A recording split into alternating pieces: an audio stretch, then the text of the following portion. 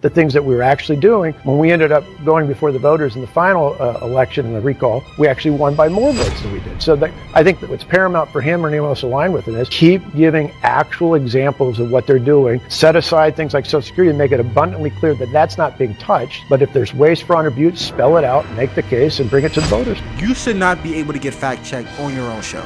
Point blank period. You should not be able to get fact-checked. I'm going to go back to Elon Musk for a second, because, I mean, it is true that he spent $20 million on affiliated groups that were involved in this race. Is it a risk for Republicans to put all their eggs in that basket? Not only did he spend the money, he came to the state. Right. He came to the state. He talked about cutting Medicaid, Social Security through DOJ, bringing those issues up. Actually, he never talked. He explicitly said in Green Bay that he would not cut Social Security. Well, that's exactly what he said. He talked at his rallies. No, other people said about that, but I was there. I watched him. Okay. He did not say he was going to cut Medicaid. Other people at his. So apparently, the governor is fact checking CNN in this video. That was the title of the initial clip that I'm watching. And this whole situation outlines a very prominent problem in politics right now. It's kind of the new era of politics. The problem that I see is a lot of misinformation, meaning people spread things that just are not true. And even someone as prominent as Abby Phillips on CNN, the fact that you're getting fact checked on CNN, that's one of the biggest news sources in the world.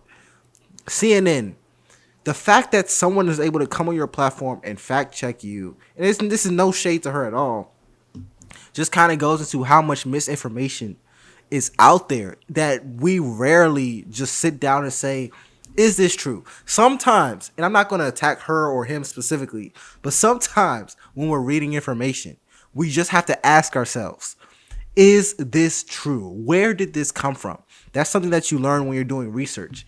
Where did this come from? Is this true? Who said this? Did Donald Trump actually do this in this situation? Did Donald Trump actually do this? Who said this? Where's this narrative from? We really have to ask ourselves this, because if you don't, you will get easily manipulated. If someone tells you something that you just want to hear, you're going to want to hear it. You're not going to fact check it. Look behind it. Nonetheless, let's continue. Rallies, who work for DOJ, who work for Elon Musk's organization, talked about those issues. No, I was at the rally. Not one of them said that. That's what protesters said, but nobody there actually said that. Do you think that there are risks here? There are. If people believe the lies that people are saying about that. But that's not at all what they said. If people believe that Medicaid and Medicare is going to be touched, that's just a flat, outright lie. What he talked about are people who are over 120 years old, who clearly are not alive. Well, the reason I brought it up is Social Security or Medicaid. Okay, well, that's totally wrong. I think just to sort this out, the reason I brought this up is because the claim here is that there's massive, widespread fraud, and that's all they're addressing. That's obviously a disputed claim, because it's not true that 120-year-old people are getting Social Security checks. The checks stop at a certain point automatically, because those checks and balances but those Social Security numbers get counted for various parts of the federal government. So they don't get a benefit directly to those people, but they count for money that gets allocated to different departments in their budget. And they shouldn't be. If somebody's no longer alive, they shouldn't be able to count that. I guess my fundamental question was, what are the risks here of Elon dabbling in elections for Republicans going forward? Well, again, I think in the end, he's going to have to continue to make the case. Part of the reason why, when we talked about our recall, what flipped things for us early on in that recall process, Time magazine called me Dead Man Walker. And the reason was because all the narratives coming out from the press, coming out from the left, were about all these horrible, egregious things. Once we started to give examples of things we were actually doing, not the things the press said, not the things that our opponent said, but the things that we were actually doing, when we ended up going before the voters in the final election and the recall, we actually won by more votes than we did. So I think that what's paramount for him or anyone else aligned with him is keep giving actual examples of what they're doing. Set aside things like Social Security and make it abundantly clear that that's not being touched. But if there's waste, fraud, or abuse, spell it out, make the case, and bring it to the voters.